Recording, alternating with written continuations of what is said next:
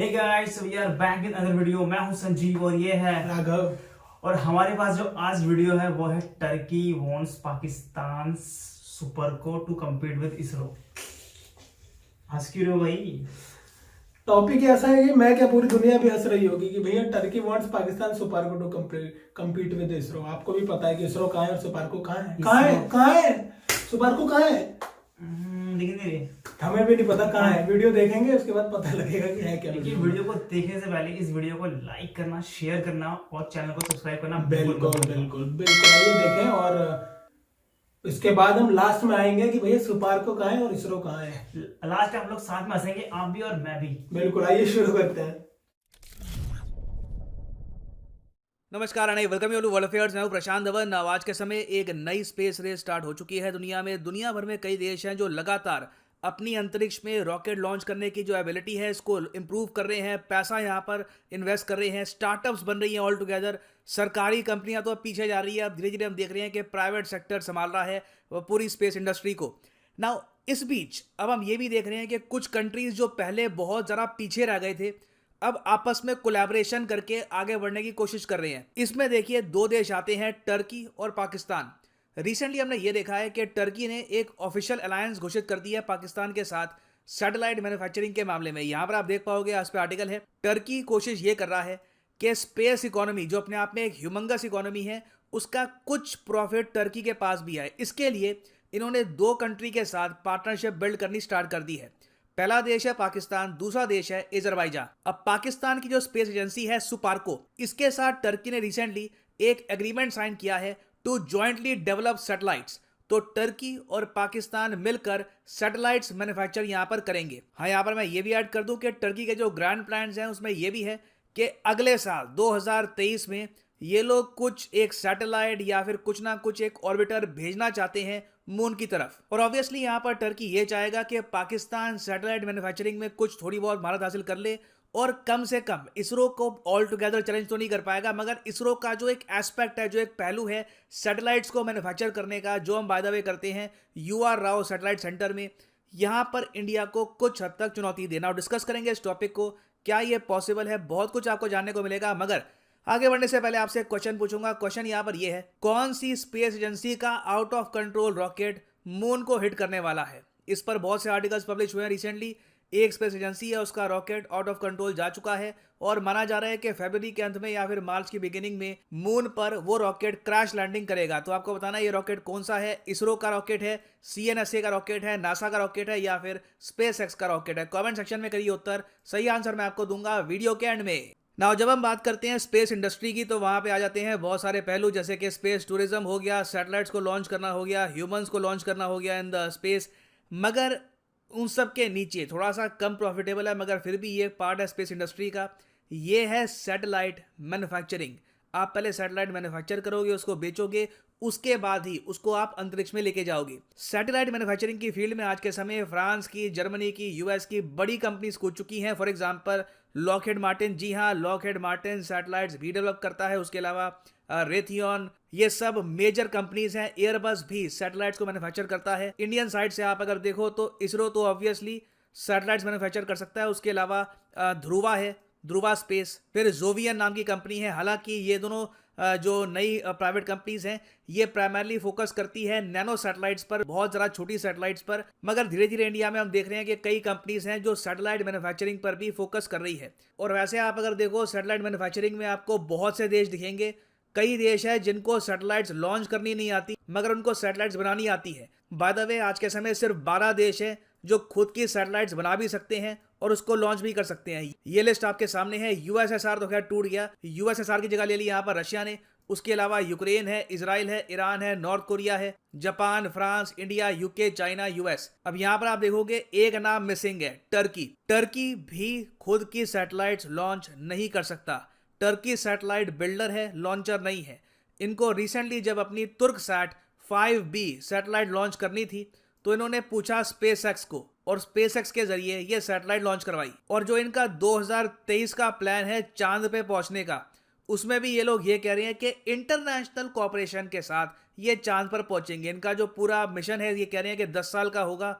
इसमें ये चांद में भेजेंगे पहले कोई एक ऑर्बिटर, उसके बाद इवेंचुअली जो टर्किश नेशनल्स हैं उनको भी ये चांद पे पहुंचाएंगे। और इन लोगों ने ये कहा है कि जो पहला स्टेज यहाँ पे होगा वहां पे जो रॉकेट्स होंगे वो टर्की के नहीं होंगे, मगर बाद की स्टेज का जो मिशन है 2030 के आसपास का, वहां पर टर्की कोशिश करेगा कि खुद के रॉकेट्स यूज करके ह्यूमन बींग्स को ये लोग अंतरिक्ष में भेजे, एक्चुअली मून पर भेजे। तो लॉन्चिंग की जो टेक्नोलॉजी है उस पर टर्की खुद काम कर रहा है। इंडिया से टर्की बहुत ज्यादा पीछे है उस मामले में, मगर सैटेलाइट मैन्युफैक्चरिंग में कुछ हद तक आप कह सकते हैं टर्किश कंपनीज थोड़ी बहुत प्रोग्रेस कर चुकी है। अब ये लोग ये चाहते हैं कि सैटेलाइट मैन्युफैक्चरिंग में पाकिस्तान और अजरबैजान के साथ ये कोऑपरेशन करे, और इसका देखो फायदा ये होगा कि रिसर्च में जो थोड़ा बहुत पैसा आना है वो अजरबैजान पाकिस्तान से भी आएगा। फिर एक एस्पेक्ट देखो ये भी होता है, हर देश में एक सर्टन पॉपुलेशन का जो पार्ट होता है, बहुत ज़रा छोटा परसेंटेज, वो अबव एवरेज आईक्यू के साथ पैदा होता है। पाकिस्तान में भी आप अगर देखो डेफिनेटली जीनियसेस पैदा होते होंगे, मगर यहाँ पे आप कह लीजिए एजुकेशनल सिस्टम्स, ओवरऑल जो माहौल है इतना बढ़िया नहीं है कि उनकी इंटेलिजेंस और ज़रा फ्लरिश कर पाए। तो टर्की ये भी कोशिश करेगा कि अगर मान लो पाकिस्तान में कोई अबव एवरेज इंटेलिजेंस के कोई यहाँ पर साइंटिस्ट हैं जो यहाँ पर पोटेंशियल है, टैलेंट है, उसको भी ये लोग यूज़ करें। और इसलिए recently TAI Turkish aerospace industry और सुपार्को ने यहाँ पर साइन किया है एक एग्रीमेंट जिसके अंडर ये लोग मिलकर सैटेलाइट मैन्युफैक्चर करेंगे। इसका मतलब ये नहीं है कि बस अगले महीने से टर्की के साइंटिस्ट और पाकिस्तान के साइंटिस्ट मिलकर सैटेलाइट्स बना रहे हैं, नहीं, इसमें काफ़ी टाइम लगेगा, मोस्ट प्रॉब्ली 3-4 साल लग जाएंगे। बट टर्की की कोशिश ये है कि सैटेलाइट मैन्युफैक्चरिंग में पाकिस्तान का भी रोल हो। इसके लिए इन्होंने 2019 में TAI ने बाय द वे एक ऑफिस भी ओपन कर लिया था इन पाकिस्तान। अब यहाँ पर आप पूछेंगे कि क्या टर्की काफ़ी है पाकिस्तान को एक सैटेलाइट मैन्युफैक्चरर बनाने के लिए? तो इसका देखो सही आंसर है नहीं। इसलिए चाइना भी यहां पर कूद गया है। रिसेंटली आपने देखा होगा आर्टिकल द हिंदुस्तान टाइम्स का कि China to help Pakistan build space centre and satellites.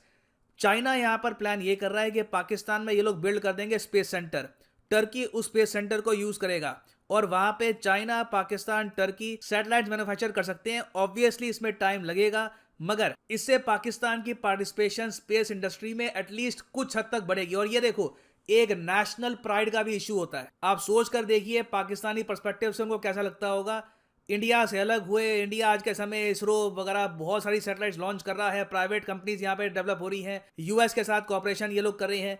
Pakistan satellites के मामले में बहुत पीछे रह गया है। तो थोड़ा बहुत एक नेशनल प्राइड का इशू होता है, ईगो का इशू होता है। यहाँ पर भी पाकिस्तान को हेल्प मिलेगी, ये लोग खुद की सैटेलाइट्स बिल्ड करेंगे, जेन्युइन सैटेलाइट्स जो इनके काम भी आएगी, और वो सैटेलाइट्स लॉन्च करेगा मोस्ट प्रॉब्ली चाइना। अब यहाँ पर आप पूछेंगे मगर लॉन्चिंग के मामले में क्या पाकिस्तान टक्कर दे सकता है इसरो को? तो इसका आंसर है देखिए बहुत ही मुश्किल है, क्योंकि सुपार्को का जो बजट आप अगर देखो इसरो के सामने कुछ भी नहीं है। जो पाकिस्तान की स्पेस एजेंसी है space and upper atmosphere research commission, इसका जो एनुअल बजट है ये है 46 मिलियन डॉलर्स, रफली आप कह लीजिए इंडियन रुपीस में हो गए करीब 400 करोड़ के आसपास। 400 करोड़ से कम का ये अमाउंट है। इसके कंपैरिजन में आप अगर देखो तो इसरो का बजट ऑलरेडी करीब 14,000 करोड़ के आसपास का है। और उसके अलावा हम लोग ये जो अमाउंट है अराउंड $2 बिलियन का, ये बहुत ही लंबे समय से लगातार खर्च रहे हैं। और इन द फ्यूचर पॉसिबिलिटी है कि इंडिया इसरो का जो बजट है ये आराम से 3-4 बिलियन के आसपास भी कर सकता है। That can very much happen. तो अब क्वेश्चन ये आता है कि क्या चाइना और टर्की की हेल्प से सिर्फ सैटेलाइट की मैन्युफैक्चरिंग की फील्ड में क्या इसरो को पाकिस्तान कंपटीशन दे सकता है? देखो मैं कहूँगा थोड़ा बहुत कंपटीशन मिल सकता है, मगर हमारे लिए बहुत ही इंपॉर्टेंट ये है कि हम लोग फोकस करें अपने प्राइवेट सेक्टर पे। इंडिया में जिस टाइप की यूनिकॉर्न्स हम बिल्ड कर रहे हैं वेरियस सेक्टर में, वैसे ही यूनिकॉर्न्स हम चाहेंगे कि प्राइवेट सेक्टर में भी बिल्ड हो। इंडियन प्राइवेट कंपनीज यहाँ पर खड़ी हो जो स्पेस की फील्ड में इन्वेस्टमेंट्स अट्रैक्ट कर पाए।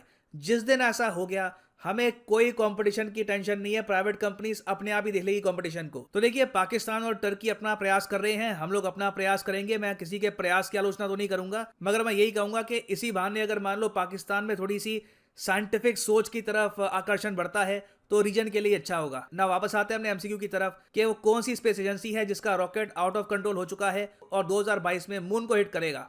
तो सही उत्तर इसका है ऑप्शन डी, स्पेसएक्स। यहां पर आप देख पाओगे out of control SpaceX rocket on collision course with the moon. 2015 में ये आउट ऑफ कंट्रोल हो गया था। अब धीरे धीरे ये फ्लोट कर करके मून के काफी करीब पहुंच चुका है। बहुत जरा हाई स्पीड पे ये ट्रैवल कर रहा है स्पेस में। ऑफ कोर्स इसके बूस्टर काम नहीं कर रहे, अब तो बस ग्रेविटी पे ही खेल रहा है ये। और बहुत ही जल्द माना जा रहा है कि 4 मार्च के आसपास या फिर फरवरी के एंड में ये मून को हिट करेगा। और जब ये मून को हिट करेगा तब मून पे जो इंडिया का ऑर्बिटर है वो माना जा रहा है कि सबसे ज्यादा परफेक्ट पोजीशन में होगा इसकी वीडियो या फिर इमेजेस लेने के लिए। और फाइनली यहाँ पर मैं ये भी ऐड कर दूं कि आज के टाइम में एक बहुत ही स्पेशल सेल चल रही है अनअकैडमी की। यूजुअली आपको डिस्काउंट मिलता था 10% का by using the code PD10। आजकल आपको मिलेगा 20% डिस्काउंट। सिंपली जाओ कमेंट सेक्शन में, यहाँ पे आपको मिलेगा ये लिंक पे क्लिक करो और यहाँ पे आप परचेज कर सकते हैं यूपीएससी कॉम्बो पैकेज, जिसके अंदर आप यूपीएससी प्रीलिम्स, मेंस, ऑप्शनल तीनों की तैयारी कर सकते हैं ना सिंगल परचेज। बस आपको यहाँ पे क्लिक करना है पिक ए प्लान पर। और अगर आपके पास अभी टाइम, अगर आप एक कॉलेज स्टूडेंट हैं, आराम से 2-3 साल का टाइम है, प्रिपेयर करके एक अटैम्प्ट देना यूपीएससी का 2024-25 के आसपास, तो जो 36 महीने का कोर्स है ये भी आप कर सकते हैं परचेज। मगर जो यहाँ पर प्राइस लिखा है 1900 रुपये पर मंथ, ये पे करने की आवश्यकता नहीं है। सिंपली यहाँ पे कोड यूज करो PD10 और 20% जो प्राइसेस हैं ये अपने आप यहाँ पे गिर जाएंगे। So use the code PD10 and save money. So इसी नोट के साथ ये है वीडियो का अंत। Thank you for listening and as always God bless you all. Okay, video कर दी एंड। और एक तरह से अच्छी खबर है, अगर टेक्नोलॉजी के नज़रिए से देखूं मैं, इंडिया पाकिस्तान के प्रोस्पेक्टिव से हट के अगर देखें तो एक अच्छी खबर है कि चलो ये दो नेशन जो है जॉइंटली कुछ अच्छा करने के लिए कोलैब कर रहे हैं। तो मुझे ये चीज सोच कर अच्छा लगा। ये चीज अच्छी भी है क्योंकि ये चीज काफी ना साइंटिफिक है और लोग मतलब वहाँ के जो यूथ है उनको मोटिवेशन मिलेगा कि हाँ भाई हम लोग जो अपनी वीडियो में चिल्ला रहे हैं फाइनली कुछ यही चिल्ला रहे हैं, यही बोलना चाह रहे हैं कि भाई ऐसी जगह पे कंसंट्रेट करो, फोकस करो, यहाँ से आगे निकलो यार। इस जगह पे इंडिया को कॉम्पिटिट करो, तुम लोग इंडिया को करो ऐसी जगहों पे कॉम्पिटिट। इंडिया बहुत ज्यादा आ गया आप लोगों से इस फील्ड में, तो बहुत ही ज्यादा आ गया तुम्हारे। अब बात हो गई, ये तो देखो एकदम न्यूट्रल प्रोस्पेक्टिव से बताया कि भाई अच्छा काम है, करो स्पेस को और एक्सप्लोर करो। क्या पता तुम्हारे लिए भी कुछ अच्छी चीजें हो, क्या पता तुम वहां से कोई नई इंडस्ट्री खड़ी कर पाओ और कुछ नया इनोवेट कर पाओ। क्योंकि हर देश में भैया अच्छे लोग भी होते हैं और बुरे भी। इनोवेशन हर देश में होती है, उसको रास्ता नहीं मिल पाता। तो पाकिस्तान में प्रॉब्लम बस यही है कि वहाँ पे ज्यादातर एक्सट्रीमिस्ट लोग हैं, उनका ही कंट्रोल है। तो जब तक वो लोग रहेंगे भाई, अच्छे लोग दब जाएंगे। तो ये तो रही अच्छी बात। बाकी अब बात आई दूसरी, तो भाई देखो अब इंडिया के नजर से बताऊं तो भैया सुपार को कॉम्पिटिट नहीं कर सकता, इसरो को नहीं कर सकता, अगले 40 साल तक नहीं कर सकता। और तुम ये लिख के ले जाओ, नहीं कर पाओगे तुम। 1961 में सुपार्को का जन्म हुआ है भाई।